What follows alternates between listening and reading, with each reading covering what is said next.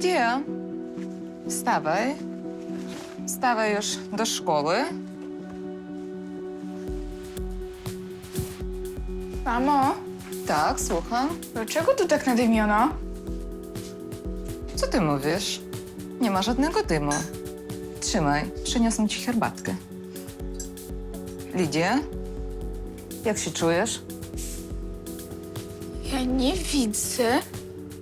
Lidia, widzisz mnie? Spójrz na mnie. Lidia?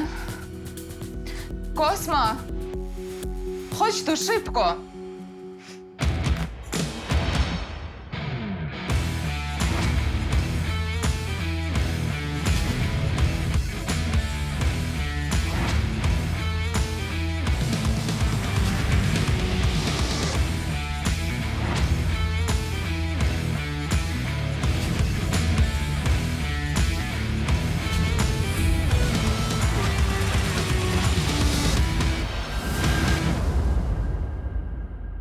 Dziś w odcinku klientka próbuje zastawić nietypowy przedmiot. Ładna skrzyneczka.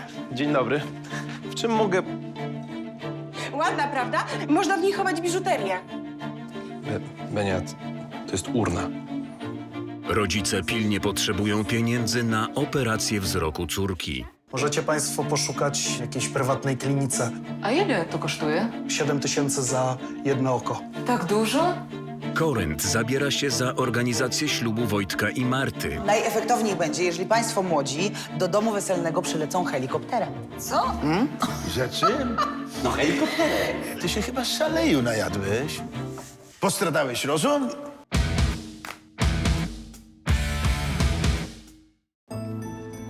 Lidio, czy ostatnio miałaś jakiś wypadek? Upadłaś, uderzyłeś się w głowę? W szkole było coś rozlane. Pośliznęłam się, ale zaraz stałam. Nic mi się nie stało. Podczas poprzedniego badania mówiłem ci, że musisz uważać na siebie. W twoim wypadku taki upadek może mieć bardzo duże znaczenie. Panie doktorze, co mamy robić?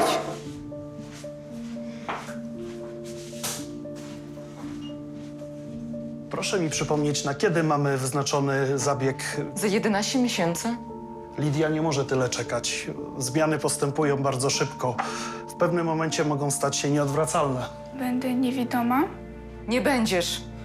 Panie doktorze, na pewno można się przyspieszyć tą operację. Można? Jest szansa, że zwolni się jakieś miejsce. Poszukam. Panie doktorze, proszę zrobić wszystko, co możliwe.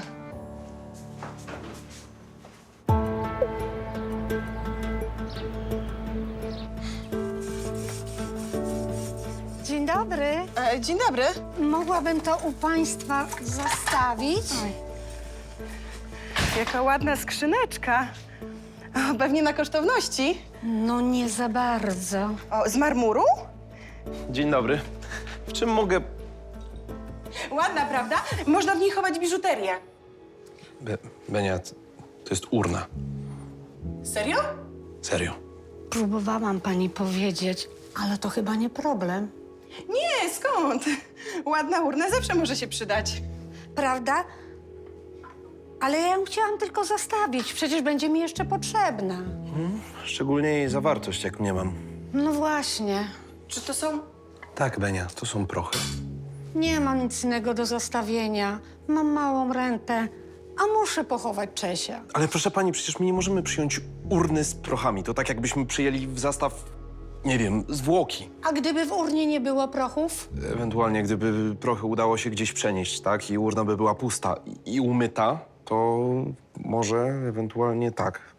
A no to ja to jakoś szybko załatwię i wrócę jeszcze do państwa. Cześć. Okej.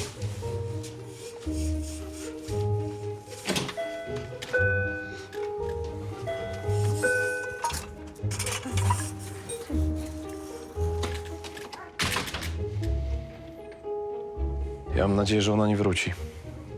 No, nie bądź taki. Widzisz, że kobieta ma problem. Nie jeden. No nie. Wszystko ma swoje granice. A przenoszenie prochów zmarłego do Lombardu to jest jednak przesada. Co ta kobieta sobie myślała? Dzień dobry, można? Kosma, no czemu tak długo? Nie mogłem szybciej, urwałem się z pracy. Gdzie lekarz? Sprawdzę, czy są wolne terminy na operację. Tato, ja nie chcę być niewidoma. Spokojnie, córeczko. Trzeba mieć nadzieję.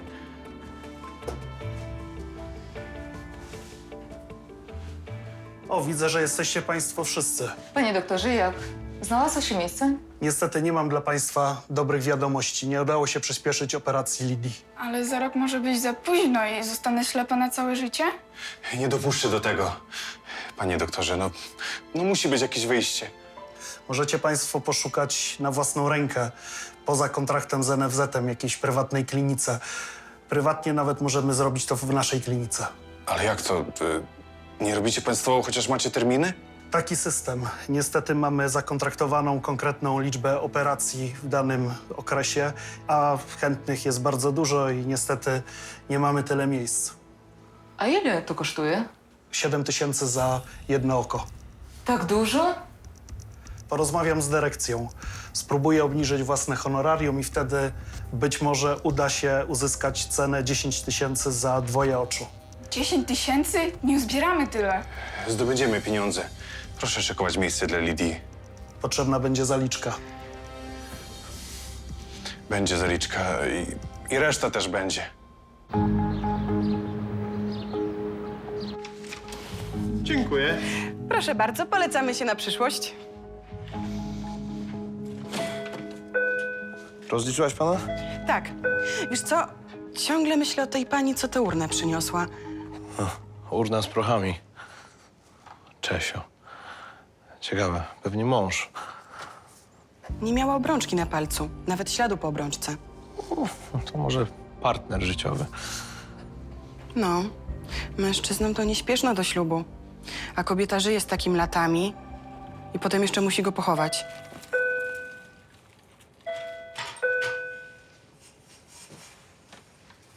Udało się. Proszę, czyściutka jak ze sklepu. Jest pusta. Szybko się pani uwinęła z tymi prochami, bo to i miejsce trzeba znaleźć i w ogóle. Prochy zabezpieczyłam. Teraz jest pusta. Więc ile dostanę pod zastaw? No, ja coś tam posprawdzałem w internecie. Rzeczywiście jest bardzo dobra urna. Można taką kupić za 500 zł. Tylko wie pani, to jest towar dość nietypowy. To dobry, sam pan powiedział. No tak, tylko pani kochana, czy ktoś przyjdzie i mi taką urnę w Lombardzie kupi? No zazwyczaj ludzie nie przychodzą po urny do Lombardu. Ale ją naprawdę tylko pod zastaw. Wrócę po nią. Mogę pani za nią dać 200 zł. To mi wystarczy.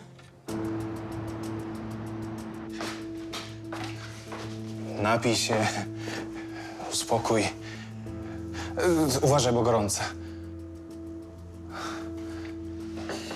Tato, czy ja będę widzieć? Będziesz. Sobie oczy wyłupię i tobie wstawimy, jak nie będzie wyjścia. Ale przecież to tyle kosztuje. Nic się nie martw. Mama już przelew robi na zaliczkę, a ja z szefem porozmawiam, może coś da. A jak nie da? To sprzedamy, co mamy. Ale już prawie wszystko sprzedaliście, a ja dalej ślepnę. Damy radę, słyszysz? No może z komputerem trzeba będzie się rozstać, a może i z gitarą. Sprzedajcie. Z komputeru i tak teraz nie mam pożytku. Kosma. Nie mamy pieniędzy. Jak to nie mamy? Konto jest zablokowane. Dzwoń do nich. Już dzwoniłam, ale przez telefon nic nie chcą mi powiedzieć. Idź tam.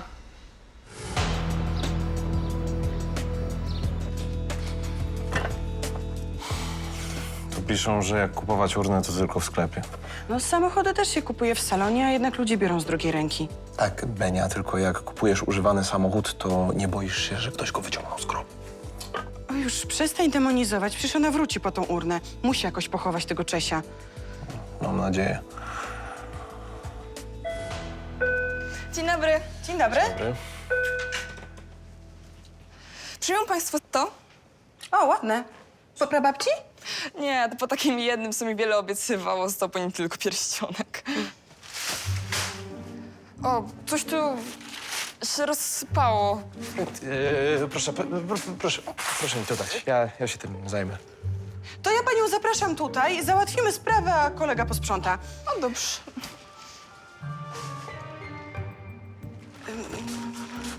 No dobrze, to jest brylant? Prawdopodobnie. Prawdopodobnie, okej.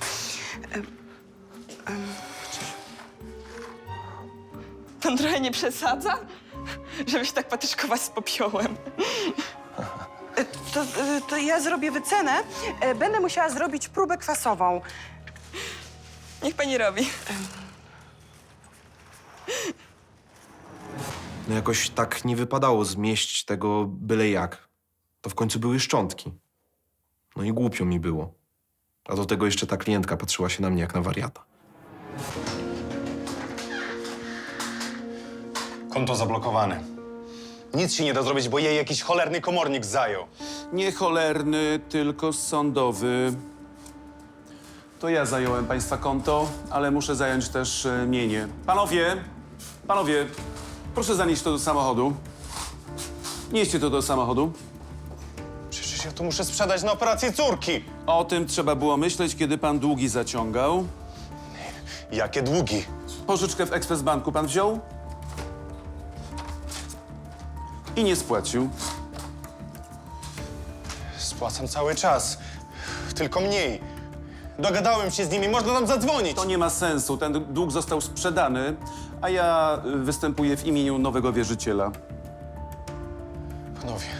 Panowie, pomóżcie. Jak córka nie będzie miała tej operacji, to oślepnie. Ma dopiero 13 lat. Przykro mi, ale nie my o tym decydujemy. Wszyscy mają ważne sprawy. Grosza bym nie zarobił, gdybym każdemu odpuszczał. A to co? Nie. Tego nie wolno, niech pan tego nie dotyczy. Nie puszczę tu pana! Do Marty przyszedł w odwiedziny jej narzeczony. Już od progu było widać, że jest przygnębiony. Wszystko w porządku? Mój kolega nie żyje. Jak to który? Nie znasz. Nazywał się Kisiel, dawno się z nim nie widziałem. Zginął w wypadku samochodowym. Był rok młodszy ode mnie. To straszne. Na jesień miał się żenić. Jest biedna dziewczyna. Marta.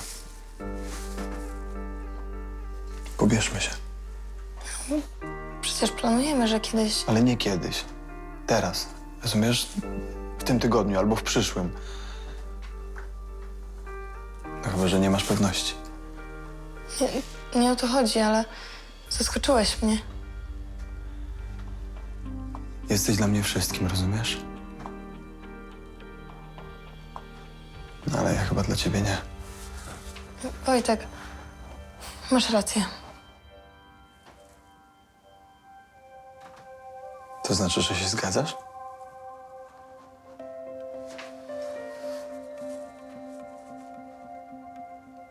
Będziemy bardzo szczęśliwi.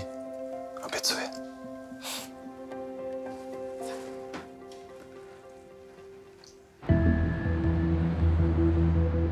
Przecież nie będziemy się szarpać. Panowie, no proszę bardzo. Jeżeli to są przedmioty kultu religijnego, nie może pan tego zabrać. Najpierw muszę to sprawdzić. Musisz pani odsunąć, jakie są przepisy. Natalia, zostaw. Przepraszam. Krzyż, obrazek. O, ale korona.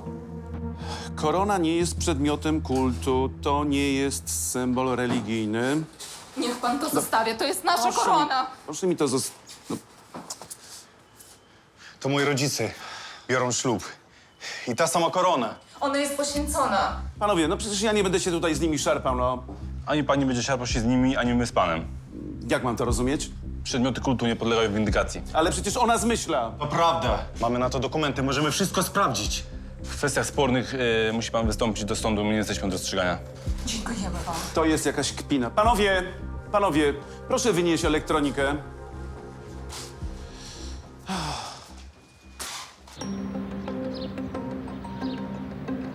Nie zostawiłam tu reklamówki, takiej wpaski. Tak, zostawiła pani. Już po nią idę. Uch, kamień z serca. Wie pani, ile problemów mieliśmy przez tę pani reklamówkę? A co się stało? Klientka prochy rozsypała, musiałem je zbierać. Oj, przepraszam, ale to jakiś problem? No wie pani co, no nie na co dzień zdarza mi się zamiatać ludzkie szczątki. Ale to nie były ludzkie szczątki. Nie? Nie, to pies był. Pies? No tak, pies z sąsiadki. Czesiek. No tak mi się wydawało, że jakoś mało tych prochów. Zaraz, pies? Czesio? Tak miał na imię. Też uważam, że to głupio nazywać psa ludzkim imieniem, no ale cóż. No ale to co, w końcu wykupiła pani tę kwaterę? Tak, wykupiłam, ale teraz jeszcze muszę zebrać pieniądze na wykup tej urny. Poleży u was jeszcze, dobrze? Tak, oczywiście, niech się pani nie przejmuje. Jacy państwo mili. Pamiętałem tego psa i jego właścicielkę. Pomogliśmy z Martą zebrać pieniądze na operację dla zwierzaka. Normalnie historia zatoczyła koło. Szkoda tylko, że takie smutne.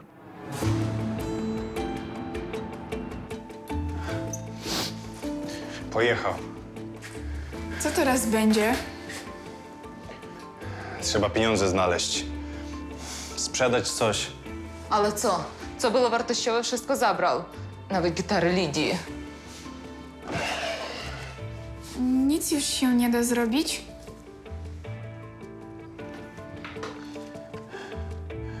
Będą pieniądze. Zapłacimy za operację. Gotówką. Ale skąd będziesz miał gotówkę?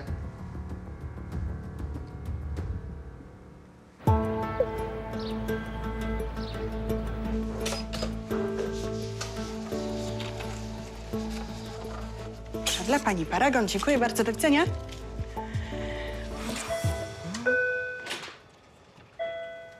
Dzień dobry. Dzień dobry. Czy mogę panu pomóc?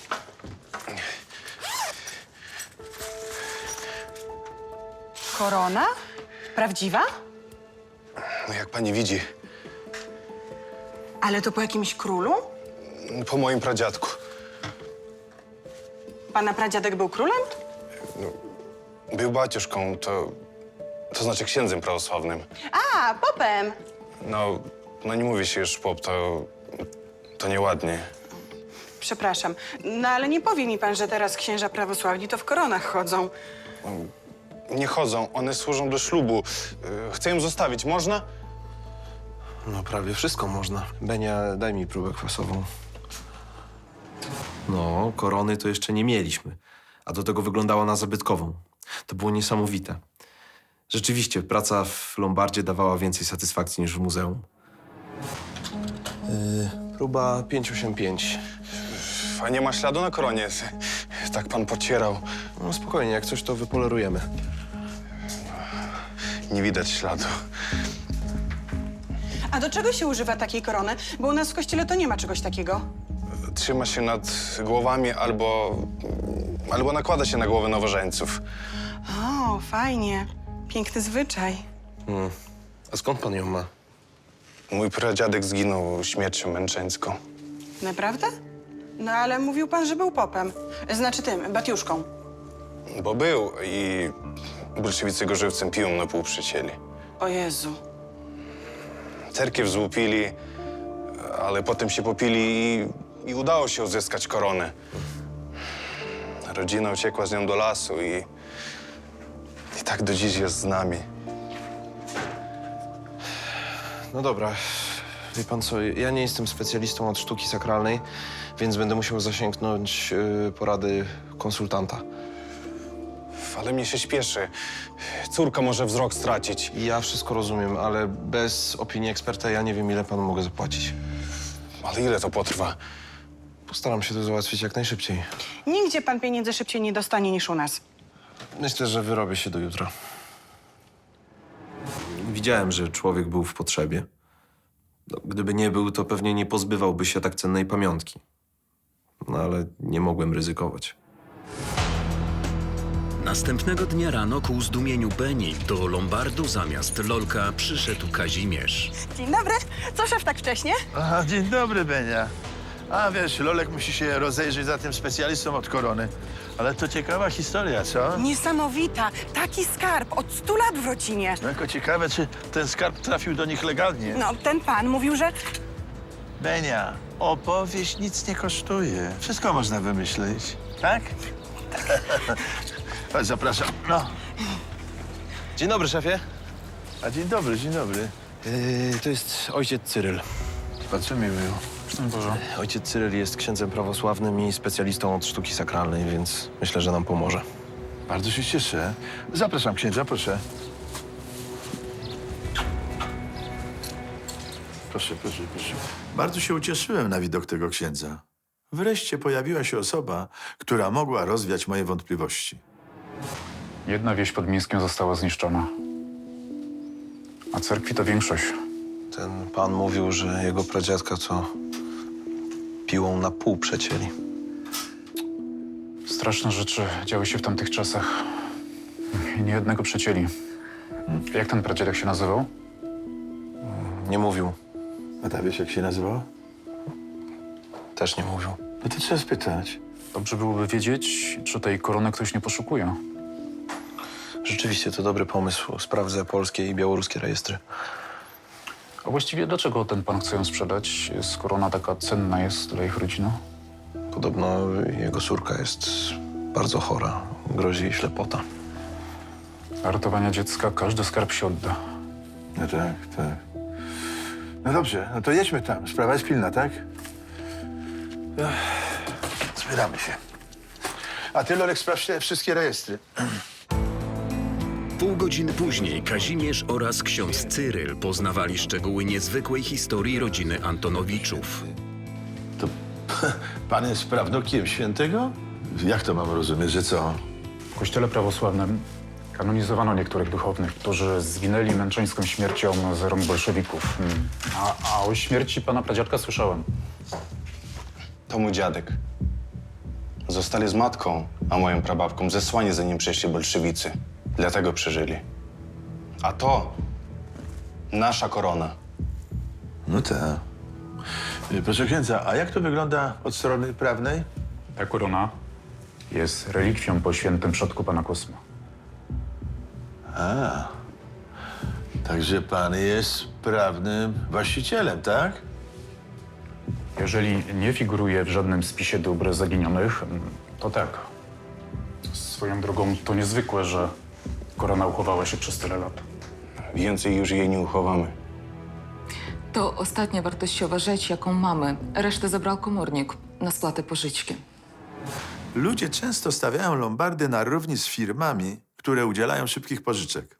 Niesłusznie. Jedyną rzeczą, którą może przejąć lombard, jest towar, który klient sam zastawił. O, proszę. No i jak? Rozumiem, że sprawa dogadana. No jeśli korona nie jest poszukiwana, to tak. Tak, wszystko sprawdziłem. Korona nie jest poszukiwana ani w Polsce, ani na Białorusi, ani przez żaden kościół prawosławny. To jest czysto. Jest tylko jeszcze jedna sprawa. Jeżeli pan zgłaszał wywóz korony z Białorusi i zamierza pan wrócić, to musi pan wrócić z koroną. Nikomu nie zgłaszałem. Wracać też nie zamierzam. Jesteśmy Polakami, repatriantami i mamy polskie obywatelstwo. To doskonale. No to sprawa jest czysta. Ha. A ile pan potrzebuje na tę operację? No ile się da. A, no wie pan, jak pan weźmie za dużo, to potem pan nie wykupi zastawu. Potrzebuję na operację i kontroli medycznej dla córki. Ile możemy dać? No myślę, że jakieś 11-12 tysięcy. Aha.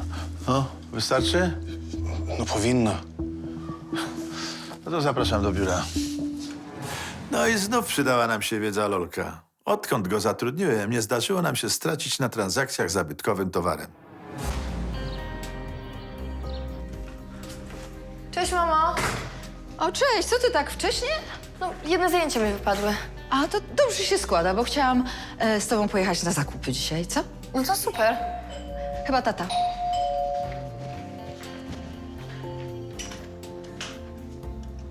A, dzień Witam dobry. szanowną panią. Proszę bardzo. Proszę. Kwiaty dla szanownej gospodyni. Kwiaty? Proszę, zapraszam do środka. Proszę bardzo. Pozwolę sobie od razu przedstawić panią Justynę, świetną wedding planner, znaczy specjalistkę od urządzania wesel. Justyna Lis, mam znakomite referencje. Witam. Chwileczkę, ale kto będzie miał wesele? Ja. Ty? Rozumiem, że Marta państwa nie poinformowała. Mnie Wojtek powiedział od razu. Przepraszam, mamuś. Nie zdążyłam wam powiedzieć. Nie chcemy z Wojtkiem odkładać wesela. Skoro klamka zapadła, to niechże cię uściskam, córeczko. Chyba mogę mówić córeczko, prawda? Czy to lekka przesada? No, No może i przesada, ale to z serdeczności. I nie patrzę w przeszłość. proszę, proszę. Proszę bardzo, pani Justyna, proszę. Zrobiło mi się przykro. O ślubie własnej córki poinformował mnie Korynt. A jak Marta mogła mi to zrobić? Kosma, masz? Mam. Lidia! Córeczko moja kochana, tata ma pieniędzy. A ty dzwoniłaś do kliniki? Tak, dzwoniłam, już wszystko gotowe i wszystko załatwiono. Możemy jechać. To idziemy. Poczekaj, Lidia, chodźmy zaprowadzać cię do łazienki. Nie, dziękuję. Sama. Na pewno? Na Tak, pewno? tak. Dobrze. Ale jeżeli coś, to zawołaj do mnie. Kosma. Ja trochę się boję. Z czego? Wiesz, ta korona, ona całe życie była w naszej rodzinie, a teraz poszła między ludźmi. Choćby to nieszczęście nie przyniosło. Nie mów tak, Natalia. Wszystko będzie dobrze, słyszysz? Dlatego pomyślałem właśnie, że pani Justyna będzie najlepszą osobą. Dobry. Jak zadzwoniłeś do mnie, to myślałem, że się przesłyszałem, ale widzę, że chyba nie. No, Kazimierz, a tośmy się doczekali, co? To jest ojciec panny młodej, a to pani Justyna, wedding planerka. Justyna Lis, bardzo mi przyjemnie. Proszę państwa, może przejdziemy do konkretów po prostu. O właśnie. Marta, możesz mi wytłumaczyć, o co tu chodzi? Przepraszam, tato.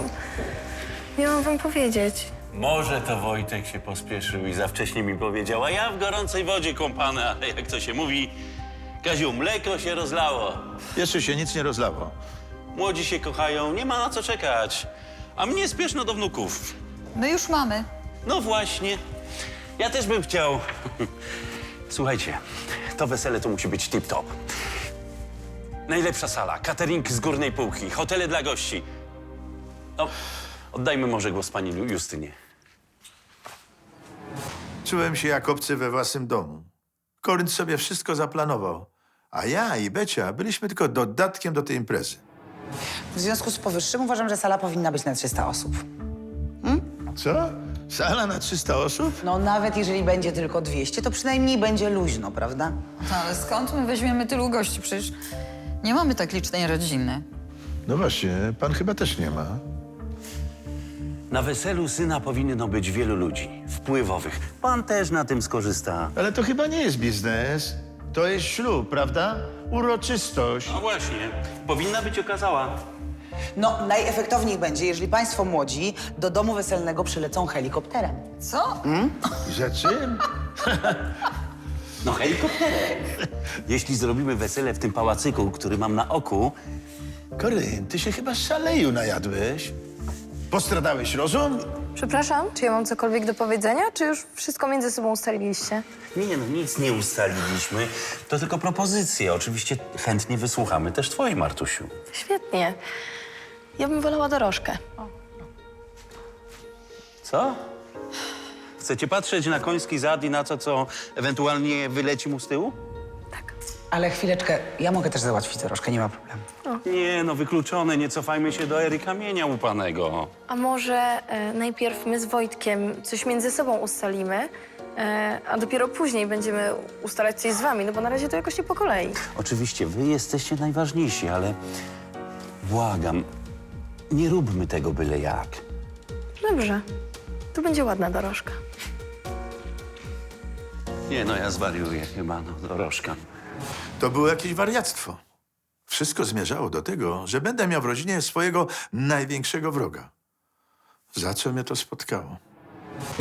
No i jak? Decyduje się pan? Biorę go. 220 zł. Jeszcze paragon. Proszę. Dziękuję. Do widzenia. Dzień dobry. Dzień dobry. W czym mogę panu pomóc? Jestem komornikiem sądowym. Proszę, to jest moja legitymacja. Przepraszam bardzo, mogę spojrzeć? Proszę. W czym możemy panu pomóc? Szukam pewnego przedmiotu. Chodzi o koronę państwa Antonowiczów. Ale ona nie jest na sprzedaż. Nic nie wiemy o żadnej koronie. Pani wie. No bo ten pan tu był i ją pokazywał. I stąd wiem, że to nie jest na sprzedaż. A ja wiem, że ją macie i trafiła tu bezprawnie. Bardzo mi przykro, ale w żaden sposób nie możemy panu pomóc. Niech mi państwo wydadzą tę koronę, bo inaczej będą nieprzyjemności. Proszę pana, nawet gdybyśmy mieli tę koronę, to też mielibyśmy na nią umowę, więc i tak pan by jej nie dostał. Mogę ją zobaczyć? Pan chyba nie rozumie, co ja do pana mówię. Proszę pana, to jest decyzja sądowa o egzekucji Antonowiczów. Nie zająłem tej korony, bo miała służyć do praktyk religijnych. Najwidoczniej służy. Skoro przynieśli ją tutaj, to znaczy, że nie służy. Proszę pana, powtarzam, nie mogę panu pomóc, bardzo mi przykro, ale obowiązuje nas tajemnica handlowa. To potwierdza fakt, że pan ma tę koronę. To tylko potwierdza fakt, że w Lombardzie obowiązuje tajemnica handlowa. Zresztą proszę zostawić tę rodzinę w spokoju, oni i tak już nic nie mają. Patrzcie, go obrońca uciśnionych znalazł się. Pan coś kupuje, sprzedaje, bo jeżeli nie, to dziękujemy, mamy inne obowiązki. Wpadnę tu jeszcze. Z policją. Wtedy porozmawiamy inaczej. Benia niepotrzebnie się wygadała. A my nie musieliśmy nic komornikowi mówić. Nawet nie mogliśmy. A w sprawach spornych to powinien iść do sądu, a nie urządzać awantury u nas. Po operacji córki państwa Antonowiczów minęły 2 dni. Lekarze wykonali zabieg na jednym oku, a po zagojeniu ran planowany był zabieg na drugim oku. Lidia z niecierpliwością oczekiwała poprawy widzenia. No, i jak tam? Jak się czujesz? Już nie mogę leżeć, wciąż na boku. Ale wiesz, trzeba tak. Lekarz powiedział, że tak musi być. Mamo, Co, słucham? uczeszysz mnie? Oczywiście, chodźmy. Chodźmy. Powoli, pomalutku. Chodź, tutaj. Siadaj. Dawaj tu. Okej. Boję się, Czego się boisz? że jak mi zdejmą opatrunek, to dalej nie będę wiedziała. Skąd ci do głowy przychodzą takie myśli? No bo czuję się gorzej niż przed operacją. Wtedy mnie przynajmniej oczy nie bolały. Ale słuchaj, no to tak musi być. Po operacjach zawsze tak. Goją cię, dlatego się bolą. Ktoś przyszedł. Trochę się boję, żeby to nie był ten komornik. Może nie otwieraj, tato ma klucz. Nie no, muszę zobaczyć.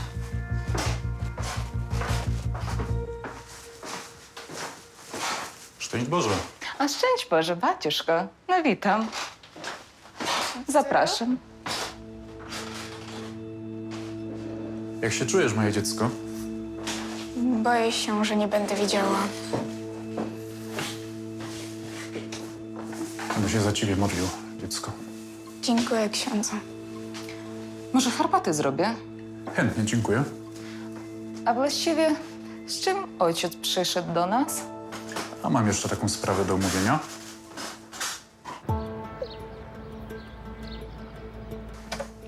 Tak? Tak. Dobrze, to ja pani spakuję. 80 zł poproszę. A, dzień dobry. Już przynoszę urnę. No właśnie, nie mogę jej wykupić, bo nie mam za co. To nawet urny tu mają? Nasz Lombard ma asortyment na każdą okazję. Do widzenia. To jak, chce pani przedłużyć okres zastawu? A co z pochówkiem Czesia? Już go pochowałam w starym dzbanie. Czyli rozumiem, że urna zostaje u nas. Tak, możecie ją sprzedać. Dziękuję. Do widzenia. Do widzenia. No i zostaliśmy z urną. No a że nie rozwiązaliśmy umowy, to jeszcze musiała u nas odstać miesiąc. Co zamierzacie w sprawie tej korony? No, chcielibyśmy ją wykupić. A macie na to środki? Nie myślałam jeszcze o tym.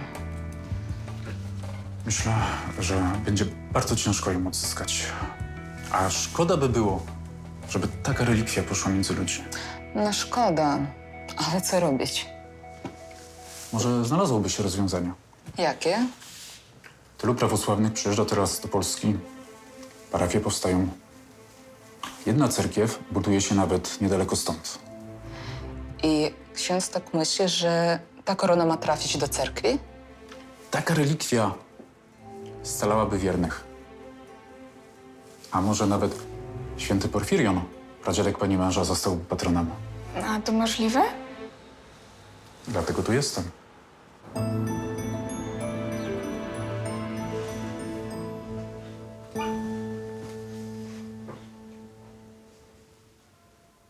Marta, no przepraszam cię, że powiedziałem ojcu o naszym ślubie, ale jakoś tak wyszło. Jakoś tak weszło. Wiesz, jak ja się musiałam przed rodzicami tłumaczyć? Martuś, obiecuję ci, że już nigdy nie zrobię niczego bez twojej zgody.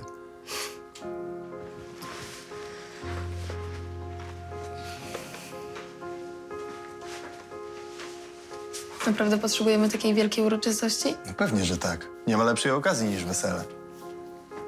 Wiem, ale chciałam, żeby było romantycznie. A ja chciałem, żebyśmy zapamiętali to do końca życia. Wolałabym sama wszystko zaplanować. Oj, ty się jeszcze naplanujesz w życiu.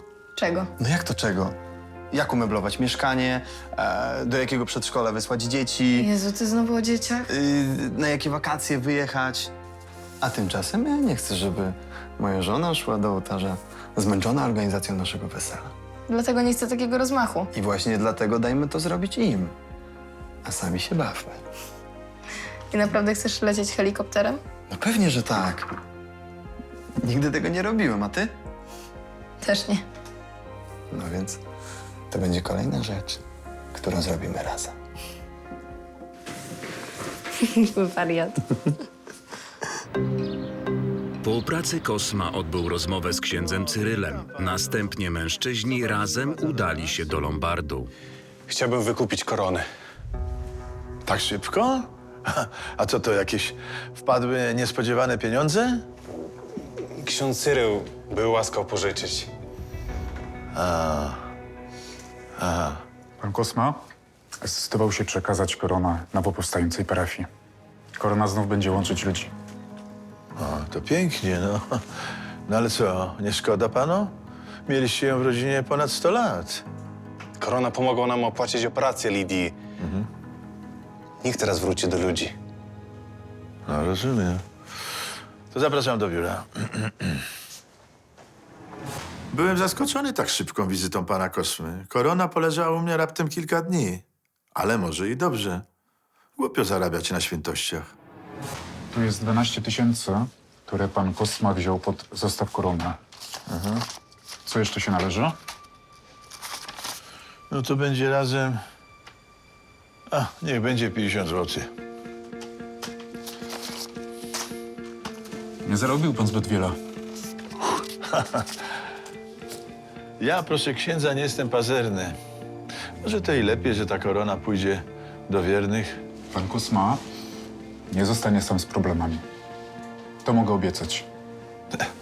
No, skoro tak, to lepiej ta sprawa skończyć się nie mogła. Może interesu na tej koronie nie zrobiliśmy, ale przecież nie zawsze o to chodzi.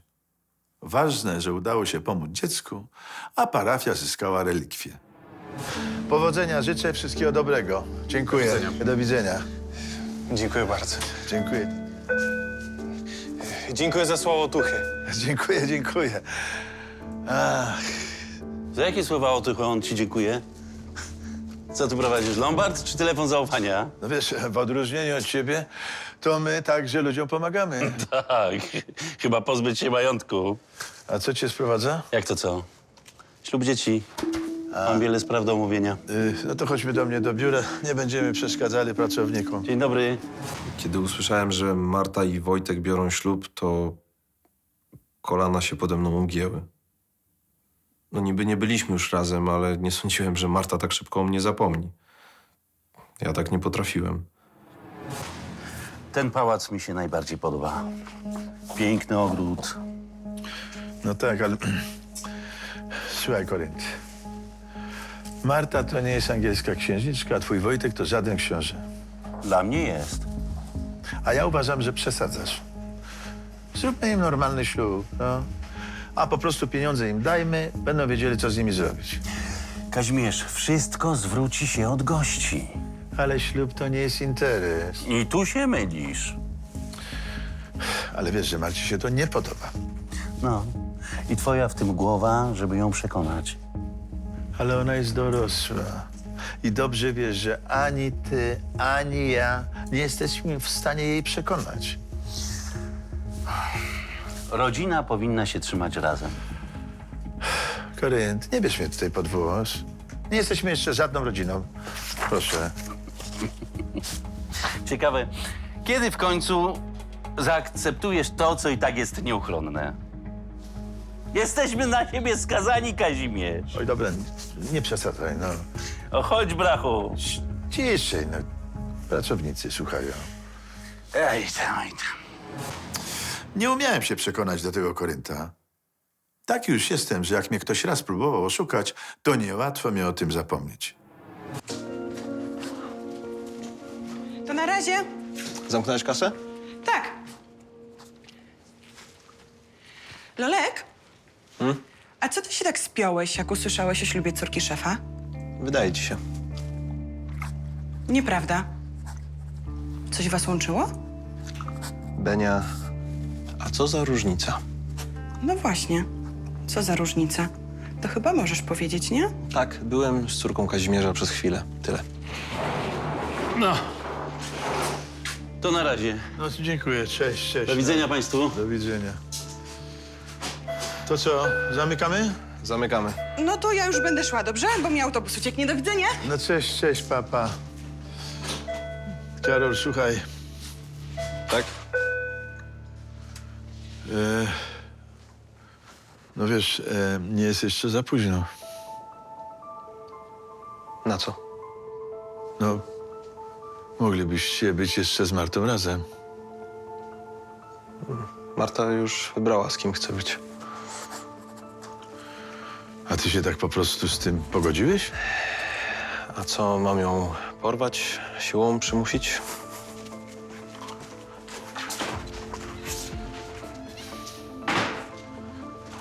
No nie, ale chyba jeszcze nie zrobiłeś wszystkiego, co mogłeś. Panie Kazimierzu, ja nie wiem, co pan kombinuje, ale ja nie będę pionkiem w pana grze z Koryntem. Do jutra. Czułem, że tak się skończy rozmowa z Lolkiem. Dobrze, że chłopak miał swoje zasady. No, ale musiałem spróbować. Taki zięć jak Lolek byłby spełnieniem moich marzeń.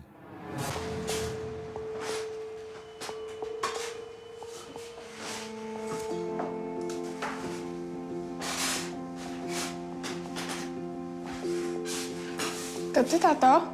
Tak, córeczko. No i co? Sprzedane? Ksiądz Cyril dał dodatkowo 3000. Jak dobrze. A szef obiecał zaliczkę. Spłacimy tego komornika do końca. A potem? A potem będziemy żyć i czekać, aż wyzdrowiejesz. W następnym odcinku Adek dostaje kartkę od Patrycji. Pisze, żebyśmy jej nie szukali. Ale może to nie ona? Mamuś, przecież to jest jej pismo. Kobieta ma poważne problemy ze spłatą pożyczonych pieniędzy. Jesteś zwykłą oszustką. Pożyczyłam ci pieniądze na biznes, a ty na co wydałaś? A Bóg wie co. To co ja mam zrobić? Klient zastawia motocykl, żeby zdobyć pieniądze na wesele. To gratuluję, ale chyba koniec z wolnością, co? Narzeczona jest wyrozumiała, ale mam wydatki. Więcej informacji o serialu na naszej stronie, na Facebooku i Instagramie.